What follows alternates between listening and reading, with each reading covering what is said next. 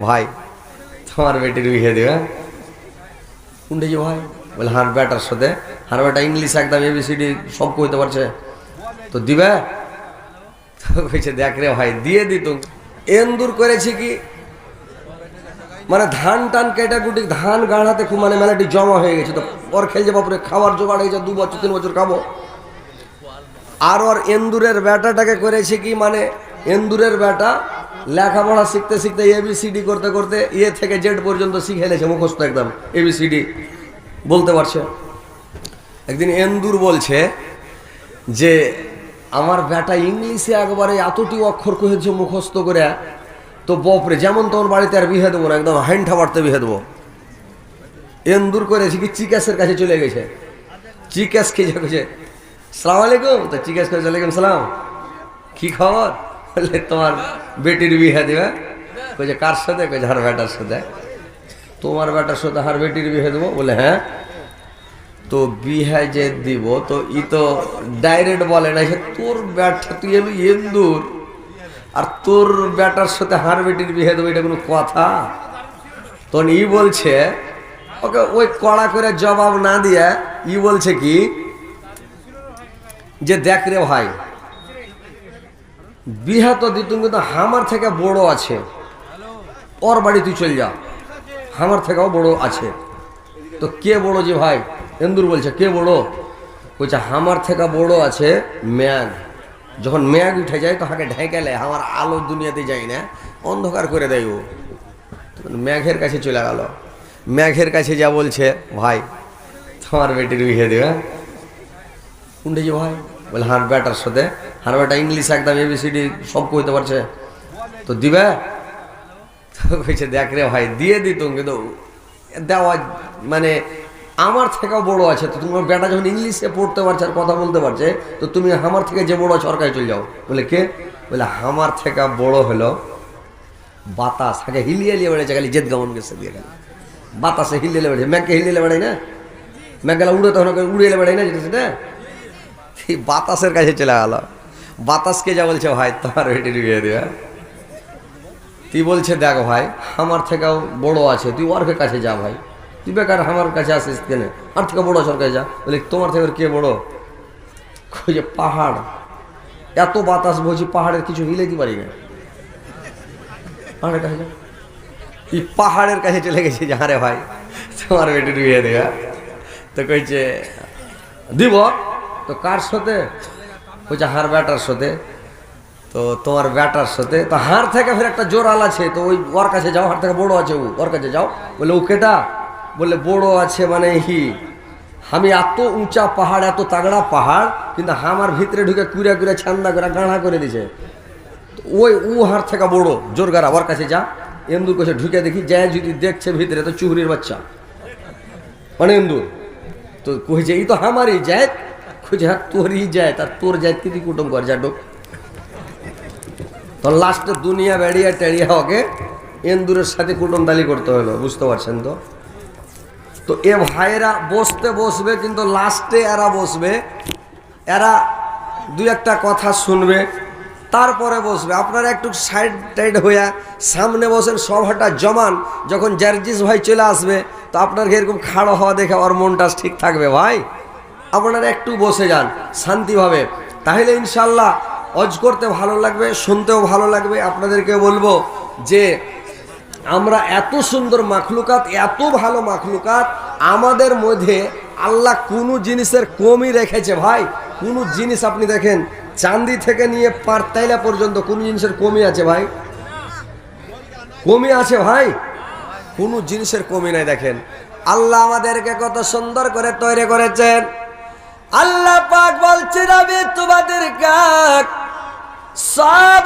চাইতে সুন্দর ছাঁচা তৈরি করেছি সব চাইতে পছন্দনীয় করে তৈরি করেছে আমি 18,000 মাখলুকাতের মধ্যে সব চাইতে অতি উত্তম মাখলুকাত করে তোমাদেরকে তৈরি করেছে তিনটা জিনিসের কসমকে আল্লাহ পাক বলছেন অতিনে জায়তুন ওই জায়তুন ফলের কসম অতুরাসনিন সিনিন পর্বতের কসমকে আল্লাহ পাক বলছেন ওয়াহাজাল বালাদিল আমিন, এবং নিরাপত্তা মক্কা নগরের কসম। লাকাদ খালাকানাল ইনসানা ফি আহসানি তাকবীর, আমি মানুষকে সুন্দর ছাঁচে তৈরি করেছি, সবচেয়ে পছন্দনীয় করে তৈরি করেছে। মানুষের মধ্যে কোনো জিনিসের কম দেনে, মানুষকে বিবেক বিবেচনা দিয়েছি, জ্ঞান দিয়েছি, বুদ্ধি দিয়েছি, বিবেক দিয়েছি, মানুষের কোনো জিনিসের কমে নাই। কিন্তু মানুষকে এত ভালো করে তৈরি করার পরে মানুষ আমাকে চিনতে পারল না, মানুষ আমাকে স্মরণ করলো না, আবার বান্দা আমাকে ডাক দিল না। হায় রে মানুষ, কিয়ামতের দিন আল্লাহ পাক বলবেন আমি তোমাদের কাছে আমার নিয়ামত সম্পর্কে প্রশ্ন করব। আমি তোমাদেরকে সুন্দর করে তৈরি করলাম, অতি উত্তম করে তৈরি করলাম, আর সুন্দর সুন্দর খাবার দিলাম, সুন্দর সুন্দর পরার দিলাম। আর এত সুন্দর খাবার পরার দেওয়ার পরেও তোমরা আমার মানে নিয়ামত খেয়েছ, আর নিয়ামত খাওয়ার পরে আমার নিমক হারামি করেছ, আমার সঙ্গে বেঈমানি করেছ। রে মানুষ, তোমরা আমার সঙ্গে মানে নাফরমানি করেছ।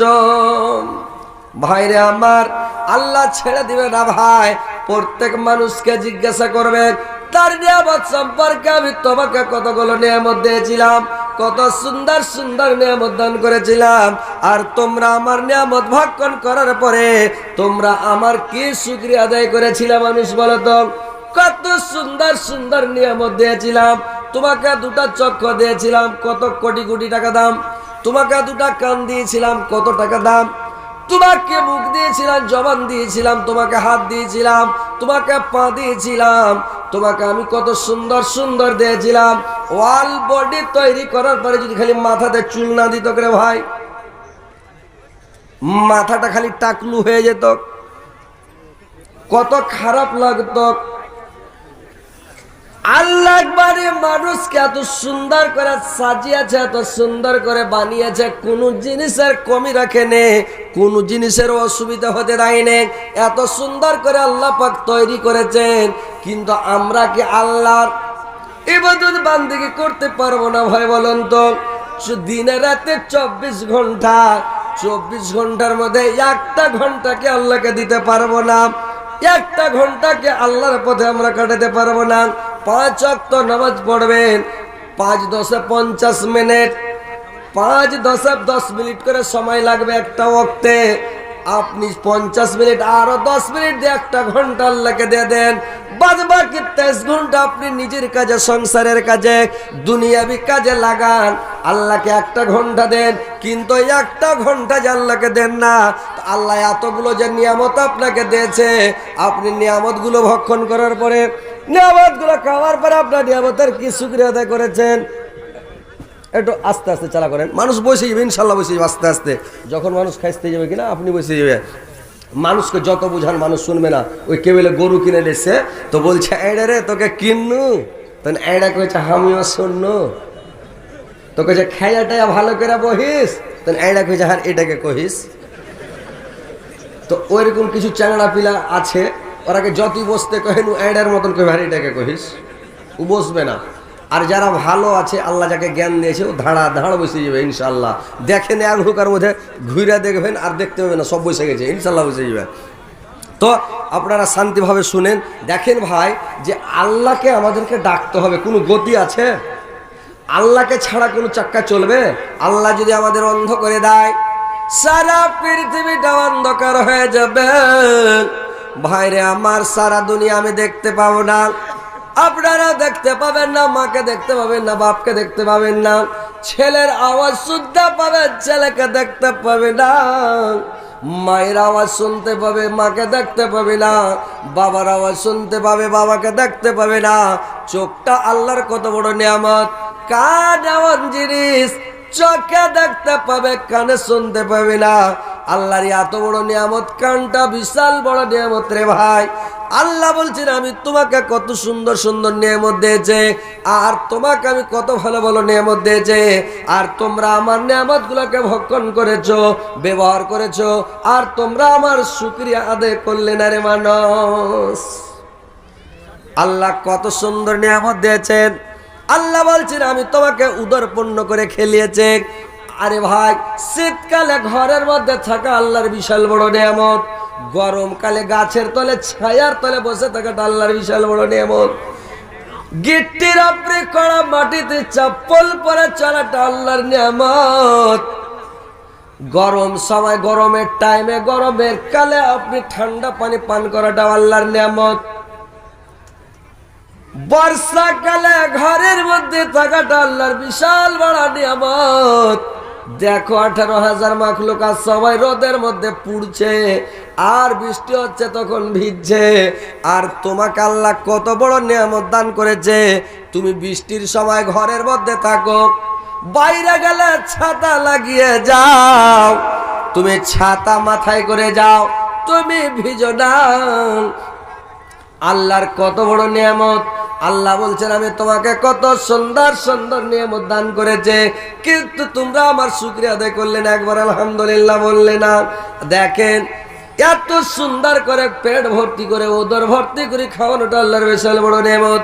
আল্লাহ ওর কোরআনে অন্য জায়গাতে বলছেন ফাওয়াসাত নবিহি জামান, আল্লাহ ঘোড়ার কসম খেয়ে বলছেন যে আমার সৃষ্টি জীব একটা ঘোড়া, যে ঘোড়াকে তার মালিক এক মুঠ বাদাম দেয় সকালবেলা, এক থালি গুড়া দেয়, এক থালি গুড়া এক মুঠ বাদামের কারণে সে গুড়াকে বাদামকে ঘোড়া তার মালিকের মানে নাফরমানি করে না, তার মালিকের অবাধ্য হয় না, তার মানে তার মালিকের কথা শুনে ঘোড়াতে চড়ে যখন যুদ্ধের ময়দানে চলে যায়, ঘোড়ার ব্রেনে একটাই কথা, ঘোড়ার মাথা দিয়ে একটাই কথা, আমার মালিককে জিতাতে হবে, আমার মালিক যেদিকে ইশারা করবে ওদিকে যেতে হবে। ঘোড়া কিন্তু কোনো দিকে যাবে না, পেটে তীর লেগে যায় ঘোড়ার পারওয়ানায় লেগে যাক, ভুঁড়ি বের হয়ে যাক পারওয়ানায়, পায়ে তীর লেগে গেল দৌড়াতে পারে না লেগে যাক, মুখে তীর লেগে গেল লেগে যাক, কিন্তু আর মাথায় একটাই কথা আমি যদি মরে যাই মরে যাব, কিন্তু আমার মালিককে জিতাবো, আমার মালিক যেদিকে যেতে বলবো ওইদিকে যাবো। এক মুঠ বাদাম খাওয়ার কারণে যদি এত বড় গুণ দেখায়, তাহলে আল্লাহ পাক আপনাদেরকে 3 টাইম 4 টাইম কত উদরপূর্ণ করে কত সুন্দর করে খাবার দেয়। ভাই আমরা কত ভালো ভালো খাবার খাই, কত সুন্দর কত নিয়ামতগুলো আল্লাহর আমরা ভক্ষণ করে, কিন্তু একবার কি কারোর মুখ দিয়ে বের হয়েছে আলহামদুলিল্লাহ বলেছেন? আলহামদুলিল্লাহ বলেছেন? খাওয়ার পরে খেতে বসবেন তো বিসমিল্লাহ বলবেন না, খাওয়ার যখন খাওয়া হবে তখন আলহামদুলিল্লাহ বলবেন না, যখন খেতে বসলেন হাকার বাকার করে বসে গেল, আর একবারে ভাতের গামলার মধ্যখান থেকে ভাত উঠিয়া থালিতে, আর থালির মধ্যখান থেকে একবারে দিতে লাগলো, হলারে ঢালতে লাগলো, আর একবারে চাক্কি চালু করে দিলে চলে যাচ্ছে ধাই ধাই করে, এক গামলা ভাত খেয়ে নিচ্ছে, ওর পেটে ভরে না, সুন্নাত তরিকা বুঝে না, নবীর সুন্নাত মানে না, ও কিছুই জানে না যে নবীর সুন্নাত তরিকা ডান দিক থেকে ভাত উঠে দেবে এক কানা থেকে, ভাত খেতে হবে এক কানা থেকে, ছোট করে লোকমা করতে হবে, আর ছোট লোকমা করতে হবে, হাক ভরা করে চাবাইতে হবে না, মুখটাকে বন্ধ করে আস্তে আস্তে চাবাইতে হবে, আর বেশি করে চাবাইতে হবে। বেশি করে চাবিয়া খাবেন, আপনার পাকস্থলী ভালো থাকবে, লেভার ভালো থাকবে, কিডনি ভালো থাকবে, শরীর স্বাস্থ্য ভালো থাকবে। আর হাঁকার মতন যদি খালি টানছেন আর ভরছেন, আর এক দুয়ার ইদগাক চামড়ার কাটাং করে গিলেলেন, গোটা গোটা হয়ে দানা ঢুকে গেল, শর্ট করে হজম হবে না। আপনার মেশিন চলতে চলতে চলতে তল মনে গ্যাস বাহির না হয়, ওপর মনে লিক মেরে দিবে, যা ধম্মা ঢেকর উঠতে সরো, বুক পড়তে সরো, আপনার পেটের বদ হজম গড় হজমি শুরু হয়ে গেল, পেট খালি ভুট ভাট শুরু হয়ে গেল। নবীর সুন্নাত ছেড়ে দিলে রে ভাই আপনার এরকম অবস্থা হবে। তো দেখেন ভাই আমার, যখন খাবেন আল্লাহর শুকরিয়া আদায় করেন, আল্লাহর নিয়ামত ভক্ষণ করবেন, আল্লাহর শুকরিয়া আদায় করেন, আল্লাহকে ডাকেন, আল্লাহকে স্মরণ করেন, আল্লাহর নিয়ামত আমরা পেয়েছে, আল্লাহর নিয়ামত খাচ্ছি, আল্লাহর নিয়ামত পেয়েছি, আল্লাহর আমরা শুকরিয়া আদায় করব। আল্লাহ বলছেন কিয়ামতের দিন আমি আমার বান্দাদেরকে আমার নিয়ামত সম্পর্কে আমি প্রশ্ন করব, এক এক করে প্রশ্ন করব। আমি তোমাদেরকে এত সুন্দর সুন্দর নিয়ামত দান করেছিলাম, আল্লাহর একটা বিশাল বড় নিয়ামত, শরীর সুস্থ থাকাটা আল্লাহর বিশাল বড় নিয়ামত ভাই। মানুষের যখন শরীর সুস্থ থাকে, আপনি 2 রাকাতের জায়গায় 4 রাকাত নামাজ পড়তে পারবেন। পুষ মাঘ মাসের ঠান্ডাতে আপনি উজু করতে পারবেন, আপনার আসকত আলসি কিছু হবে না। আপনি নামাজ রোজা করবেন, রোজা রাখবেন, কোনো টের পাবেন না। আপনি ইবাদত বান্দিগিতে মন লাগবে ভাই। তো জামানিতে ইবাদত বান্দিগি করেন, আর আপনি সুস্থ আছেন, ভালো অবস্থাতে আল্লাহকে ডাকেন।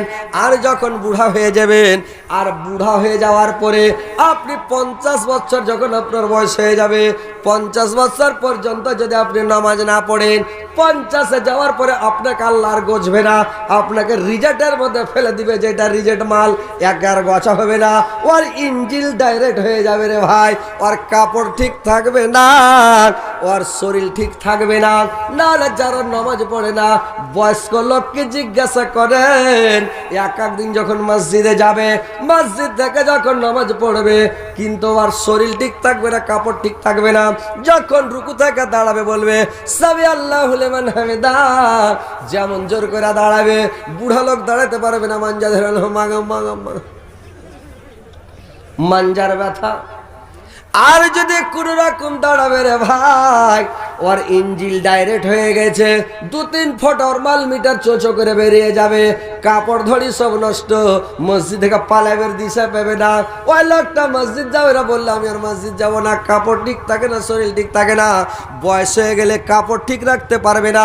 50-এর পরে যারা নামাজ পড়বে না, আর মানে ওকে আল্লাহ গজবে না, ওর ইঞ্জিল ঠিক থাকবে না, ইঞ্জিল খারাপ হয়ে যাবে, কাপড় খারাপ হবে, শরীর খারাপ হবে, পবিত্র হবে, নামাজ পড়তেই পারবে না, ওর ইবাদত কবুল হবে না।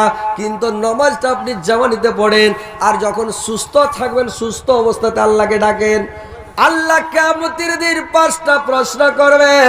যে 5টা প্রশ্ন করবে, যে আমি তোমাকে যৌবনকাল দান করেছিলাম, তোমার যৌবনকালটাকে তুমি কোন পথে লাগিয়েছো? তোমাকে আমি 100 বছরের জিন্দেগি দান করেছিলাম, 70-80 বছরের জিন্দেগি দান করেছিলাম, তোমার এই জিন্দেগিটা তুমি কোন পথে ব্যয় করেছো, এর জবাব দাও। আল্লাহ 3 নম্বর প্রশ্ন করবেন, তুমি তোমার জিন্দেগিতে কত টাকা আয় করেছো, আয়ের খাতাটা দেখাও, কত টাকা তুমি আয় করেছো, আয়টা দেখাও। 4 নম্বর প্রশ্ন করবেন আল্লাহ পাক, তুমি কত টাকা তোমার জীবনে ব্যয় করেছো, ব্যয়ের খাতাটা আমাকে দেখাও। 5 নম্বর প্রশ্ন করা হবে। 5 নম্বর প্রশ্ন আল্লাহ পাক করবেন, যে দুনিয়ার আলেম সমাজকে জিজ্ঞাসা করবে, মুলবিরাকে জিজ্ঞাসা করবে, আরে মুলবি সাহেব, আলেম সমাজেরা, তোমরা ইলম শিক্ষা করার পরে তোমার ইলমটাকে তুমি কোন পথে ব্যয় করেছো, তোমার ইলমটাকে তুমি কোন পথে লাগিয়েছো বলো। তুমি মানুষকে শিক্ষা দিয়েছিলে কিনা, মানুষকে তুমি কোরআন হাদিসের কথা বলেছিলে কিনা, তুমি দোয়া দুরূদ তাসবিহ জিকির শিক্ষা দিয়েছিলে কিনা, তুমি মানুষকে কি করেছিলে, তোমার ইলমটা কোন পথে ব্যয় করেছো, এর জবাবটা দিয়ে দাও। 5টা প্রশ্ন করবে ভাই। 5টা প্রশ্ন যতক্ষণ উত্তর না দিবেন, ততক্ষণ পর্যন্ত একটা কদম পর্যন্ত লড়াতে দেবে না, আপনাকে লড়তে দিবে না, চড়তে দিবে না। আপনাকে 5টা প্রশ্নের উত্তর দিতে হবে, কোনো মায়ের লাল দিতে পারবেন। আল্লাহ যদি কিয়ামতের দিন বলে দেয়, আল্লাহ যদি খালি বলে দেয় তুমি এই গুনাহটা করেছিলা কেন, কেন কথার উত্তর আছে ভাই, কেন কথার উত্তর আছে? কথা বলেন আপনারা জি ভাই, এতগুলো লোক আছেন, আপনারা হ্যাঁ হো করেন, একদম একটা কথাগুলা বলেন, কেন কথার উত্তর আছে পৃথিবীতে? আছে? আপনারা তো অনেক লোক আছেন, গোড়হ্যা বানান করতে পারবেন, গোড়হ্যা লিখতে পারবেন, গোড়হ্যা কেউ লিখতে পারবে না জিন্দগিতে ভাই, ওর কোনো বানানই নাই, অক্ষরও নাই। তো কেন কথার উত্তর পৃথিবীতে নাই? আল্লাহ কিয়ামতের দিন যে প্রশ্ন করবেন, তো আল্লাহ আপনাকে সহজ করে প্রশ্ন করবে না, আর বলবে না আরে খাপা তুই নামাজ কেন পড়িস নি রে, তুই নামাজ কেন পড়িস নি, রোজা কেন রাখিস নি রে।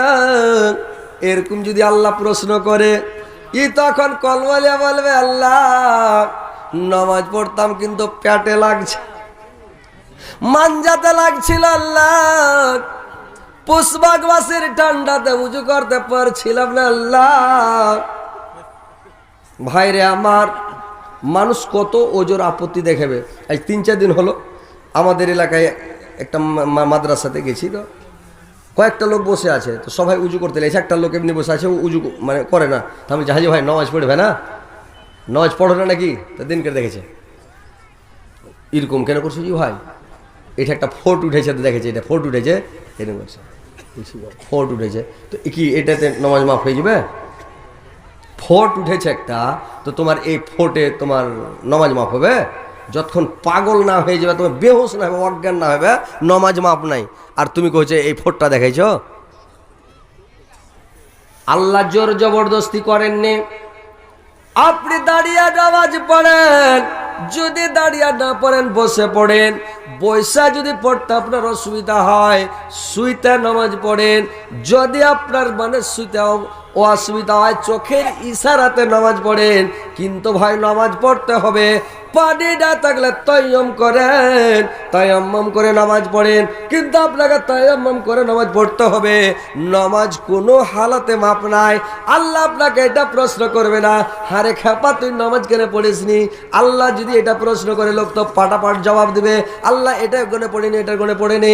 আল্লাহ বলছেন আমি অত সহজ নয়, আমি এই কথা প্রশ্ন করবো না তুমি এটা কেন, আমি অন্যায় সম্পর্কে প্রশ্ন করব, তুমি এই কাজটা করেছিলা কেন। অন্যায় সম্পর্কে আল্লাহ পাক জিজ্ঞাসা করবেন আর বলবেন তুমি এই কাজটা করেছিলা কেন। কেন কথার উত্তর সারা পৃথিবীতে কেউ দিতে পারবে না। তো ভাইরে আমার, কেউ দিতে পারবে না, কিয়ামতের দিন ফেসে যাবেন। আল্লাহ পাক বললেন যে আমি মানুষকে সুস্থ রেখেছি, এটা একটা আল্লাহর বিশাল বড় নিয়ামত। আর আল্লাহ পাক মানুষকে অবসর দান করেছেন, এই অবসর দান করাটা আল্লাহর বিশাল বড় নিয়ামত, যা আল্লাহ আপনাকে অবসর দান করেছেন। আর আল্লাহর একটা বিশাল বড় নিয়ামত যে আল্লাহ পাক আপনাকে স্ত্রী দান করেছেন। স্ত্রীটা আল্লাহর বিশাল বড় নিয়ামত ভাই। স্ত্রী পাওয়ার পরে আপনারা কেউ কোনোদিন জিন্দেগিতে আল্লাহর শুকরিয়া আদায় করেছেন বলেন তো? কেউ শুকরিয়া আদায় করেননি। আল্লাহর শুকরিয়া আদায় করেন, আল্লাহকে ডাকেন। আল্লাহর কত বড় বিশাল বিশাল নিয়ামত, আল্লাহর এত বড় বড় বিশাল বিশাল নিয়ামত। তো আল্লাহর বিশাল বড় বড় নিয়ামত, এই বিশাল বড় বড় নিয়ামত গুলোকে আপনারা করেন কে? পেয়েছেন, আল্লাহর নিয়ামতগুলোকে ভক্ষণ করছেন, ব্যবহার করছেন, আল্লাহকে ডাকেন, আল্লাহর শুকরিয়া আদায় করেন, আল্লাহর মানে তাসবিহ জিকির করেন, আল্লাহর গুণগান করেন, আল্লাহকে ডাকেন, সব সময় আল্লাহর তাসবিহ জিকির মুখ দিয়ে বলতে থাকেন সুবহানাল্লাহ, আলহামদুলিল্লাহ, আল্লাহু আকবার। দেখেন ভাই আমার, আল্লাহর নবী বলছেন যখন তোমরা মসজিদে যাবে, তোমরা যখন জান্নাতে যাবে জান্নাতের ফল খেয়ে নিও। আর সাহাবারা বললেন ইয়া রাসূলুল্লাহ দুনিয়াতে আমরা জান্নাত কোথায় পাবো, আবার জান্নাতের ফল কোথায় পাবো? আল্লাহর নবী বললেন মসজিদ হলো জান্নাত, আর জান্নাতের ফল হলো সুবহানাল্লাহ আলহামদুলিল্লাহ ওয়া লা ইলাহা ইল্লাল্লাহু আল্লাহু আকবার। এটা হলো জান্নাতের ফল। যারা বেদিন মুশরিকেরা যখন একটা বড় গাছ দেখে নাই, বাসে চড়ে ট্রেনে চড়ে যাচ্ছে, আর গাছটাকে দেখে মানে জানাচ্ছে প্রণাম সালাম করছে। আমরা মসজিদের কাছ দিয়ে যখন চলে যাই, তা আমরা মসজিদের কাছে দোয়াটা পড়ি না, আল্লাহকে ডাকি না, আল্লাহকে স্মরণ করি না, আমরা নেকি পাবো অথচ আমরা দোয়া পড়ি না। আর ওরা কিছুই পাবে না। বড় একটা ব্রিজ দেখলে ব্রিজে টাকা ফেলে, পয়সা ফেলে, আর টাকাগুলো পানিতে ফেলতে শুরু করে ভাই। আর কত প্রণাম করে, কত কে করে, কিন্তু ওরা নেকি পাবে না তাও করে। আমরা নেকি পাবো তাও করি না, আল্লাহকে ডাকি না, আল্লাহকে স্মরণ করি না। দেখেন ভাই, পৃথিবীতে বেশি দিন কেউ আসতে আসেননি, পৃথিবীতে কেউ থাকবে না, দুনিয়া ছেড়ে যেতে হবে সবাইকে, কেউ থাকবে না। বাবা গেছে, দাদা গেছে, আমাদেরকেও যেতে হবে, সারা পৃথিবীর সবাই চলে যাবে। কিন্তু ভাই পৃথিবী থেকে যাওয়ার আগে কিছু পুঁজি পাটা সংগ্রহ করেন, কিছু পুঁজি পাটা জোগাড় করে পৃথিবী থেকে ভাই যেতে হবে। আর পৃথিবী থেকে যদি পুঁজি পাটা নিয়ে না যান, খালি হাতে চলে যান, যেমন একটা ট্রেনে চড়ে নেবেন, যদি টিকিট না থাকে যেটা সেটা টিটির হাতে ধরে পড়বেন, আর যেখান সেখানে ঠাটান খেতে হবে স্টেশনে। তো ভাই আমার, ওরকম যখন যাবেন, যদি নেকি না থাকে, আপনার কবর থেকে আযাব শুরু হয়ে যাবে, আযাব ভোগ করতে থাকবেন, কষ্ট ভোগ করতে থাকবেন আপনি। তো ভাই এটা হচ্ছে মাদ্রাসার উন্নতিকল্পে জালসা, মাদ্রাসা নাকি? তো ভাই একটু কালেকশন করি হালকা করে, নাকি না ছেড়ে দেবো? হ্যাঁ, তো ওটাই বলছি যে একটু কালেকশনটা করি। তো কথা হচ্ছে ভাই, যেটা মাদ্রাসার উন্নতিকল্পে জালসা, আপনারা একটু আল্লাহর ওয়াস্তে এই নবীর মাদ্রাসা, দিনের মাদ্রাসা, কোরআন হাদিসের মাদ্রাসা, এই এতিম মাদ্রাসা, মাদ্রাসার বাপ মা নাই ভাই, আপনারাই বাপ মা, আমরাই বাপ মা মাদ্রাসার, এর কেউ নাই। আমাদেরকেই চালাইতে হবে, আমাদেরকেই দেখতে হবে, আর আমাদের ছেলেরাকে আমরাকেই শিক্ষা দিতে হবে ভাই।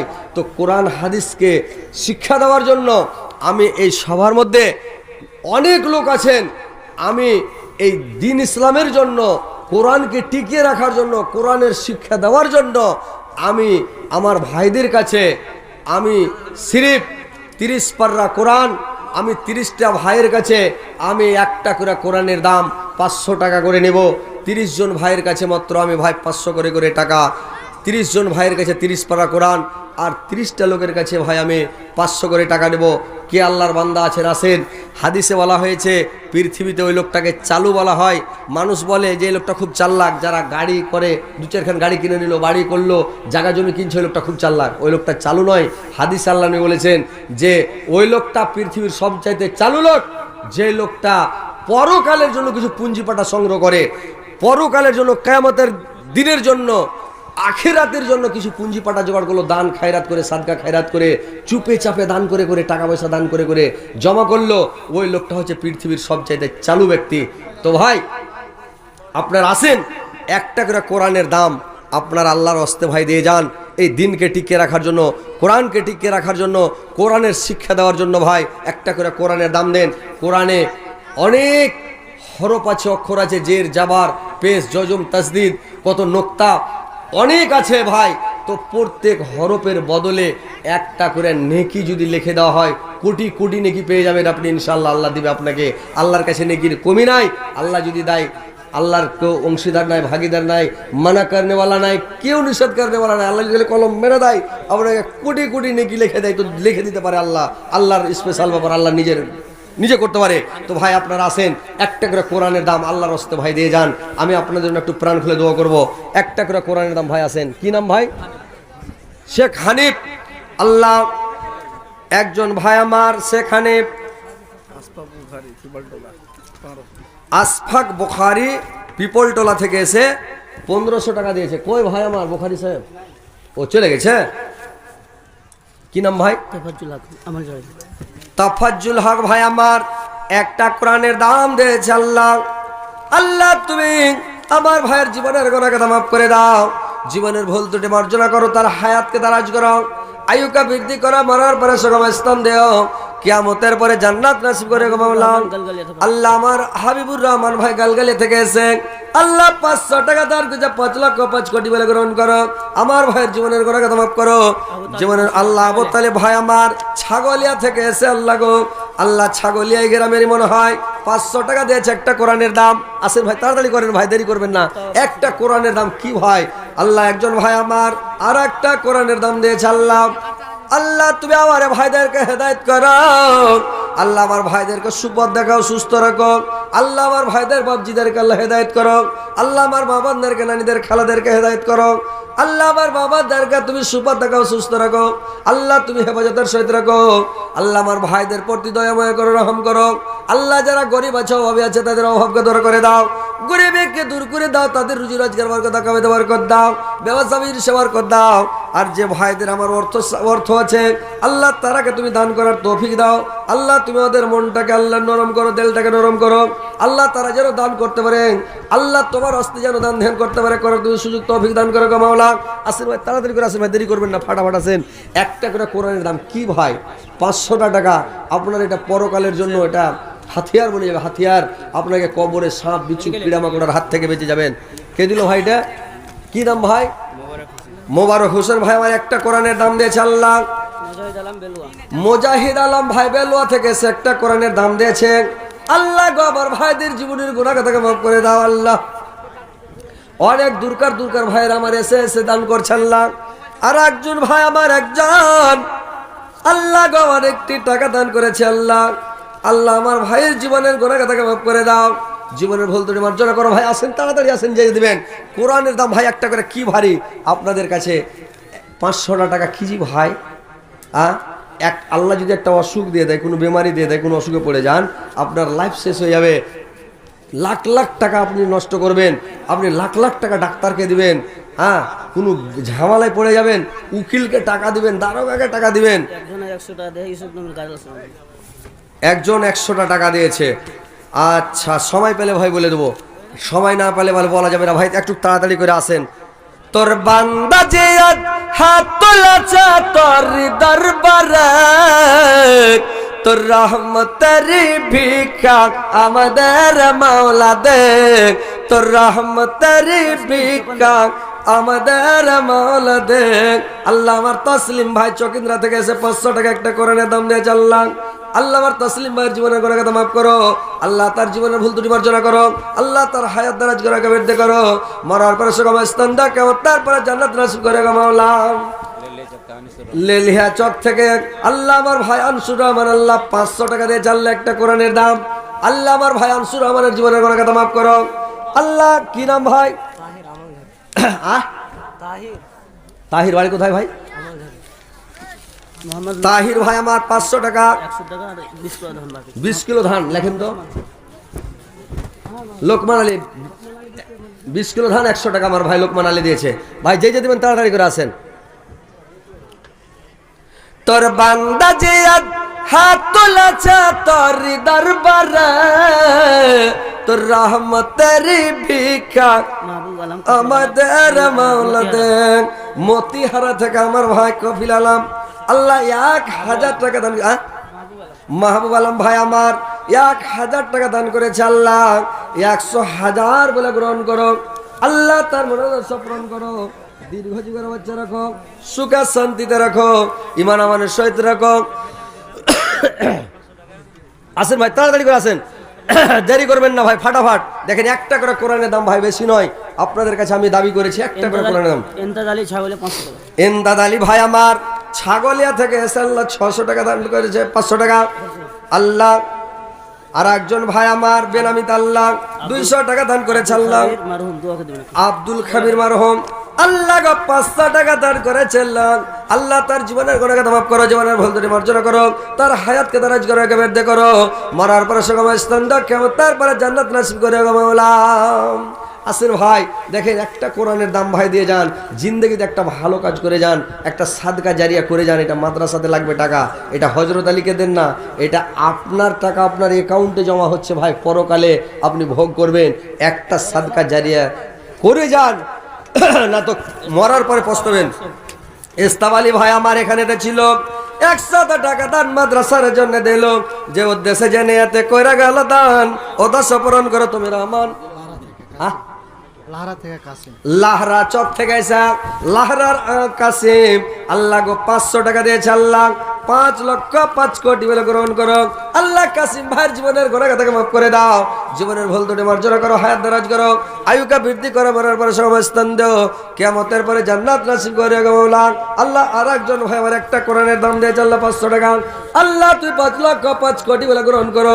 আল্লাহ আমার ভাইকে দীর্ঘ যুগের বাচ্চা রাখো, সুখে শান্তি রাখো। মোহাম্মদ আলম ভাই কাশীপুর থেকে এসে আল্লাহ আলম ভাই আমার 500 টাকা দিয়েছে, 5,05,00,000 বলে গ্রহণ করো। আলম ভাইয়ের জীবনের গুনাহ কথা মাফ করো, জীবনের ভুল ত্রুটি মার্জনা করো। ভাই আসেন তাড়াতাড়ি করে। দেখেন ভাই জিন্দেগিতে একটা জিনিস সাদকা করে যান, একটা কোরআনের দাম, একটা কোরআন দান করে যান ভাই। আসেন আপনারা, এটাই আপনার কাজ দিবে ভাই পরকালে। আপনি দুনিয়া থেকে কি করে যাবেন? ব্যাংকে টাকা, লাখো লাখো টাকা ব্যাংক ব্যালেন্স আছে আপনার, গোলাতে ধান ভরা আছে, মাঠে আপনার জমি 10 বিঘা আছে, কিছুই কাজ দেবে না, সব পড়ে থাকবে, বেটারা ভাগ যোগ করে খেয়ে শেষ করে দেবে। কিন্তু আপনি যেটা দান করে যাবেন এটা আপনার কাজ দিবে পরকালের জন্য। আপনি সুখে থাকবেন, শান্তিতে থাকবেন, আরাম ভোগ করবেন, আর আফসোস করবেন আল্লাহ হযরত আলী চেয়েছিল কেনে দিনে, যদি দিয়ে দিতাম তাহলে আজকে আরো আরামে থাকতাম, সুখে শান্তিতে। বেটারা ভাই দান করবে না। আপনি নিজে দেখেন আপনার বাবার জন্য কত টাকা দান করছেন, আপনার ছেলেরা করবে? কোনোদিন নয়। নিজের হাতে করে যান দান, নিজের হাতে দান করে যান। ছেলের আশা করেন না আমি জগিয়ে রেখে যাব আমার ছেলেরা দান করবে, জিন্দেগিতে হবে না। একটা মহিলা আল্লাহ গো, একজন মহিলা 200 টাকা দিয়েছে। আল্লাহ আল্লাহ ওই মহিলাটার জীবনের গুনাহ মাফ করো, জীবনের ভুল ত্রুটি মার্জনা করো। আল্লাহ তার হায়াতকে দারাজ করো, বৃদ্ধি করো। মরার পরে সুখমস্থান দেওয়া, কিয়ামতের পরে জান্নাত নসিব করিও গো মাওলা। আচ্ছা, মা বোনদের কাছে লোক পাঠালছেন, আপনারা চাদর টাদর লিয়ে গেছে। অভিনয় জিন্দাগি